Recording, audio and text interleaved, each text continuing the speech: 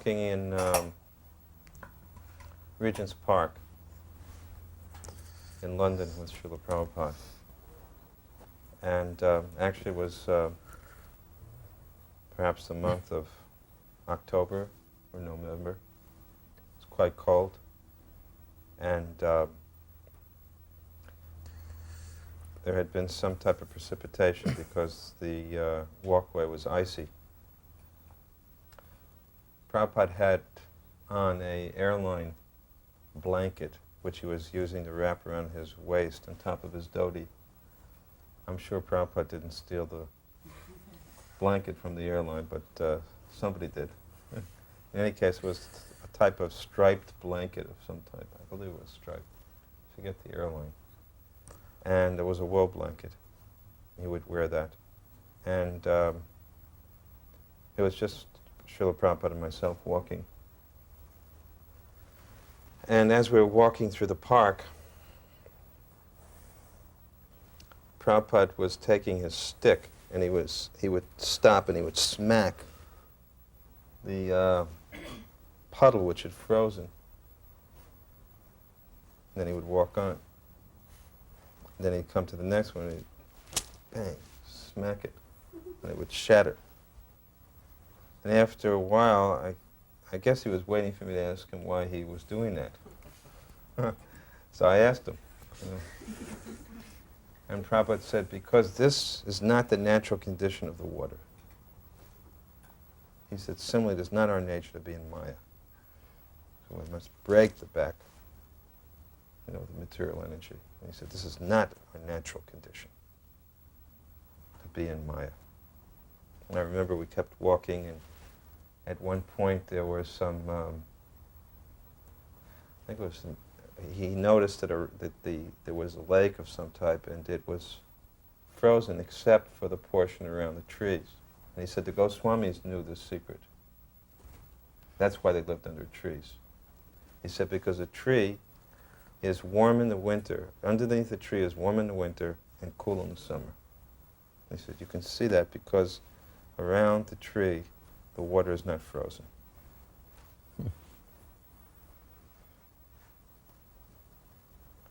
When we went to India with Srila Prabhupada, 1970, at the time, and leading up to that time, the Sankirtan movement had pretty much just begun, say for a year and a half, meaning active street Sankirtan.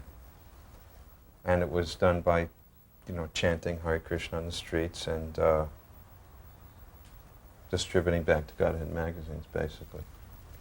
So when we got to India, we applied the same formula. We started to chant Hare Krishna on the streets. But as soon as we did that, there was some ridicule. People were ridiculing us a bit. And there were some newspaper articles, even. And people somehow were throwing coins towards us. When Prabhupada heard this, especially the people were throwing coins, he told us stop immediately doing daily kirtan on the streets, because people are taking it in a cheap way. Then gradually things turned around a little bit, but it was significant that Prabhupada was willing to adjust completely a most fundamental strategy, of street chanting parties, if it did not have the desired effect. So a preacher has to be an expert judge of time, place, and circumstance, and know how to present Krishna consciousness in an effective way for the local population. And it may be one formula may be totally unsuitable. And Prabhupada did really know how to decide which formula was suitable to which place. I think that was one of Prabhupada's most outstanding qualities. He wasn't a stereotyped thinker. He used to say, spiritual life is not static, it's ecstatic. His pun on that word, it's ecstatic. And he was always thinking of, brilliant, unique ways to spread Krishna consciousness. Another time when we were in India,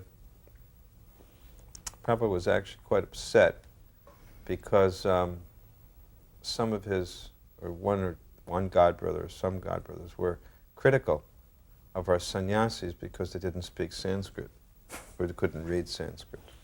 Prabhupada said, where does it say anywhere that one must be able to read Sanskrit to go back to Godhead? Where does it say that? He's quite adamant about this. And he said, my disciples may be, it was at the same time, he said, my disciples may be disqualified in so many ways. He said, but one qualification they have, he was speaking to some Indian people in Vrindavan who were gathered in his room. He said, but one qualification they have, he said, whatever I tell them to do, they will do it. They have full faith in whatever I say. So, I mean, I appreciated the point because compared with the gentlemen who were sitting there, and there were many gentlemen and saintly persons, we certainly were not qualified in so many ways in terms of etiquette. And Prabhupada, in fact, said that. He said, I know often they make mistakes in terms of etiquette. He said, but whatever I tell them to do, they will do. So our good fortune was that we were following the Lord's pure devotee. And, despite all disqualifications, that one qualification surpassed every good qualification anyone else might have. He was in Australia on his way back to India, and he sent me a telegram. You preach if Mass, I preach if class.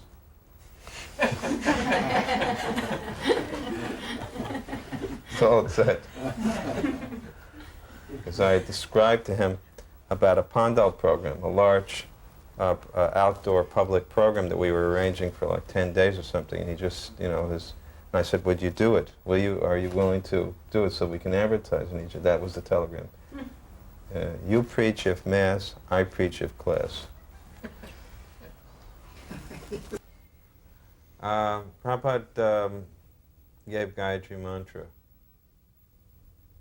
First, I think he did it first in Boston, and then he came to San Francisco and gave some of us Gayatri mantra. It was September 1968. So, he gave out a sheet with the Gayatri mantras after teaching us how to chant. Anyway, Jayananda was having some difficulty pronouncing the mantras, so he decided that he should go and ask Srila Prabhupada how to properly pronounce the mantras. So he took me along with him. And we sat down in front of Srila Prabhupada. Prabhupada told him to go ahead and try to pronounce the mantras.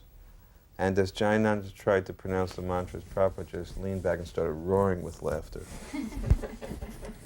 And Prabhupada just shook his head and said, it's hopeless. He said, but it doesn't matter. He said, because you're so sincere, Krishna will accept it. Krishna will accept your chanting. How Prabhupada is so learned.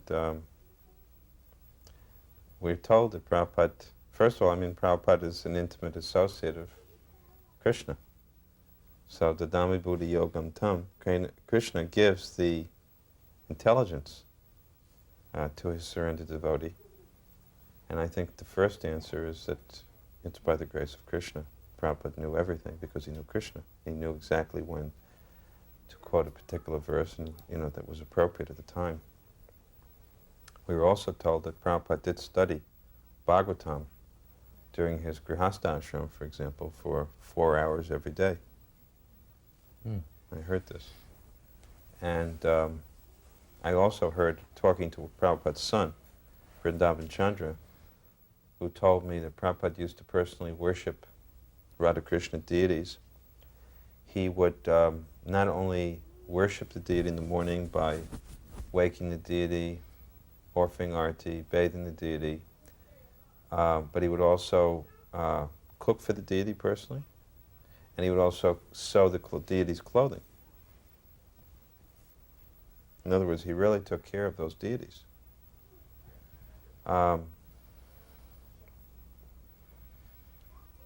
So Prabhupada, he did many things. I mean, one point is that what we know of Srila Prabhupada, we know from what we saw of him after he came to America, but we don't know everything that happened before that, and we certainly, as Prabhupada said, you are seeing me, but actually, in other words, Prabhupada has his, how Krishna and he are related is something which,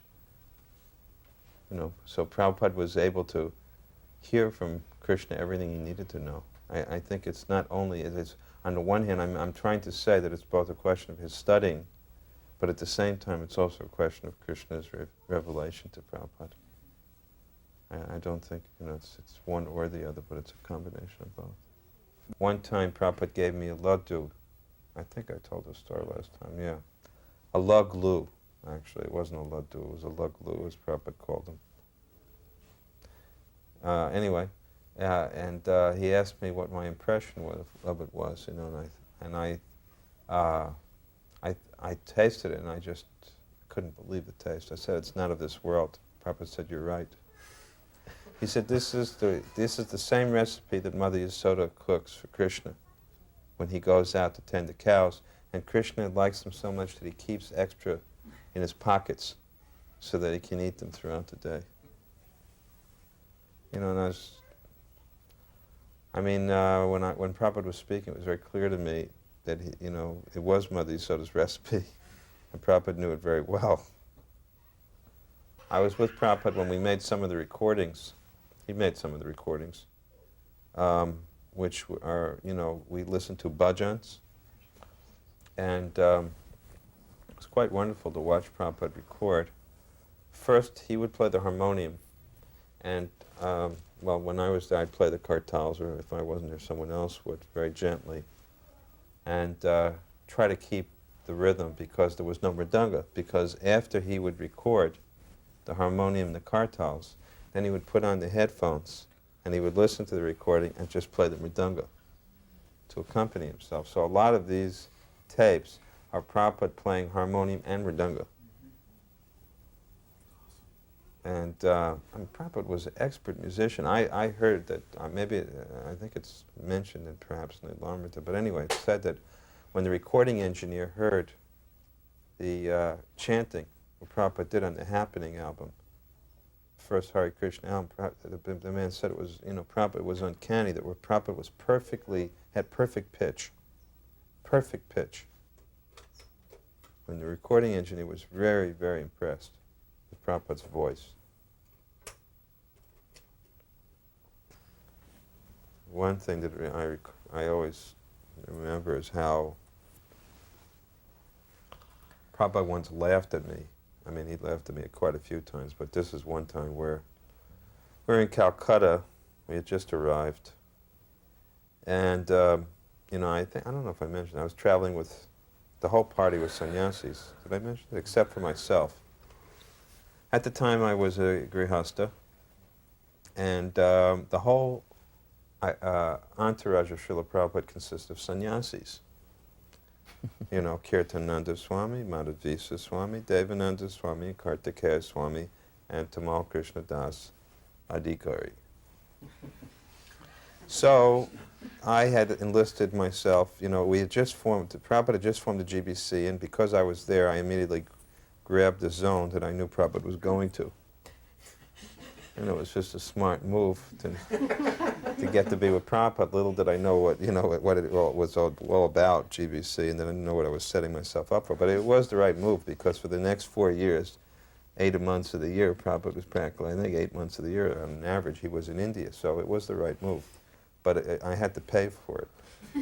But anyway, I started paying as soon as we arrived in Calcutta, because Prabhupada instituted the Life Membership Program. And little did I know that, when you keep accounts in India, it's for real. When you keep accounts in America, it's not really, now it's for real, but in those days, we were so small that it didn't matter what we would have done or didn't do. And anyway, we were tax exempt. But in India, everything's for real. You have to keep track of every paisa, literally.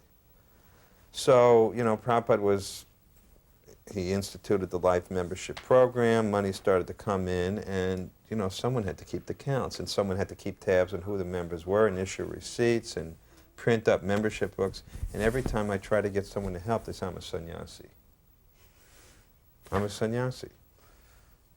I play the harmonium. Every one of them was doing something. I'm practicing harmonium, but nobody was supposed to do anything because they were sannyasis.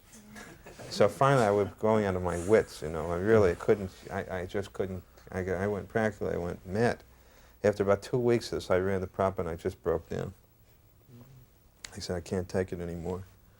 He said, what's wrong? What's wrong? I said, I can't take it anymore. I can't. I said, nobody's helping me to do anything. I have to do everything. And Prabhupada looked at me, and what I never expected, he just started laughing at me. And I was crying, and he was laughing.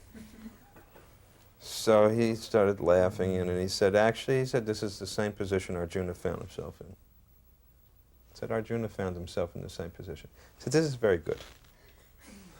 I was hoping for sympathy. Actually, I was hoping for some assistance, at least some sympathy. Instead, Prabhupada starts laughing at me, telling me it's very good. So, I just, I stopped crying, but I was trying to figure out why it was very good. And he said, we should pray for this situation. He said, we should pray to be so constantly engaged in Krishna's service that Maya cannot find any means to enter. I said, this is very fortunate. Then, once he told that story about an Indian train. Said, if you've ever, especially if you go on a train in India, like I used to have to go constantly from Mayapur to Calcutta. It's a local train, and it's packed. And you have to go to countries like India or China to know what the word packed is like.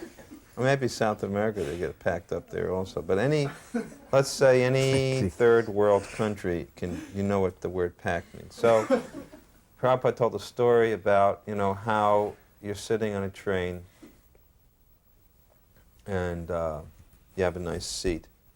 And this little skinny guy comes up, and he's looking, trying to figure out how he's going to sit down next to you, right? And you just try to make believe you're not seeing him.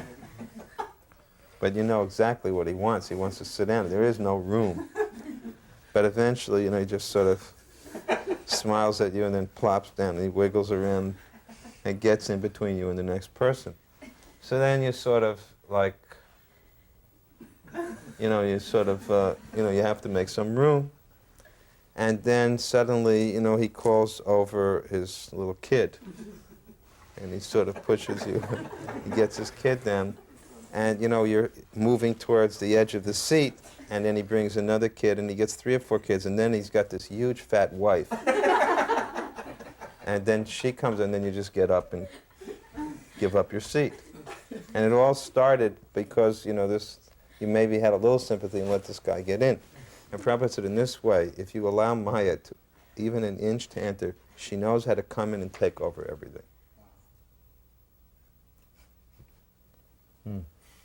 He also confirmed in 1977 at his Vyas Puja, I was enumerating Prabhupada's, just a few of Prabhupada's outstanding accomplishments. And at one point he said, yes, he said, whatever I'm doing now, he said, I am simply doing, he said, I learned from the time when I was a child, from my father. He said, everything except one thing, book publishing. That I learned from my Guru Maharaj.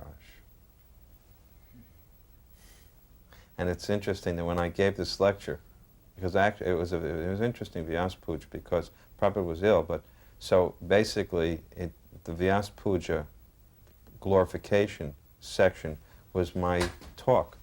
And somehow Prabhupada, Krishna empowered me actually to speak for 45 minutes on that day about Prabhupada. And it wasn't, Prabhupada just had me speak. It was in London. And 3 times only Prabhupada interrupted.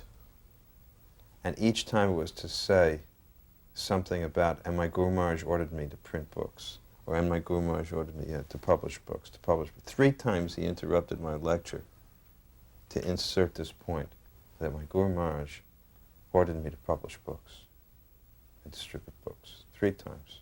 Everything else was fine about the lecture, but somehow he wanted 3 times more emphasis on the book distribution. Very interesting. Prabhupada wrote me in a letter that I had so many opportunities for sense gratification throughout my life, but Krishna always saved me, and I never knew what is meat eating, gambling, intoxication, or illicit sex. And he said, he wrote this in a letter, he said, there's never a moment when I was ever forgetful of Krishna. He actually wrote that in a letter to me. He said, there's never a moment when I was ever forgetful of Krishna. Je anilo premadana karuna prachu